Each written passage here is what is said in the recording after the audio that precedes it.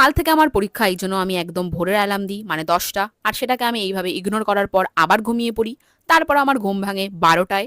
তারপর ঘুম থেকে উঠেই সব থেকে ইম্পর্টেন্ট কাজটা আমি করতে স্টার্ট করে দিই। সেই মুহূর্তে আমার মা আমায় খুব ভালোবেসে বই নিয়ে বসতে বলে। আর যেহেতু আমি খুব বাধ্য মেয়ে, এই জন্য বই নিয়ে বসে যাই। আর ঠিক এইভাবে টানা 2 ঘন্টা আমি পড়াশোনা করি। যেহেতু আমি সব বাচ্চাদের ফেভারিট, এই জন্য এই বাচ্চারা আমায় নিজের চিপসের প্যাকেটটা দিয়ে দেয়।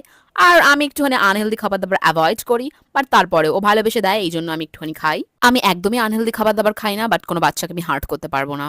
এরপর ফোন ঘাঁটতে ঘাঁটতে আমি রিয়েলাইজ করি যে আজকে সারাদিনে একটুও গসিপ করিনি, এই জন্য আমি আমার বেস্ট ফ্রেন্ডকে কল করি। কল করে 2 ঘন্টা গসিপ করি। আর পরীক্ষার পর আমরা কোথায় ঘুরতে যাব সেটা নিয়ে প্ল্যানিং করি। তারপর আমরা রিয়েলাইজ করি যে কালকে আমাদের পরীক্ষা, আর আমরা দুজনেই কোনো পড়াশোনা করিনি। তো এটা নিয়ে কিছুক্ষণ এংজাইটি ফিল হওয়ার পর আমার বেস্ট ফ্রেন্ড আমায় বলে যে ও কিছু কাগজপত্রের ব্যবস্থা করে ফেলেছে, তো ফেল করার কোনো চান্সই নেই। এরপর আমি ফোনটা রেখে দিই, বিকজ আমি পাশের ঘর থেকে আমার মায়ের চেঁচামেচি শুনতে পাচ্ছিলাম। তারপর আমার মা আমার ঘরে এসে এরকম ভাবে আমায় আদর করতে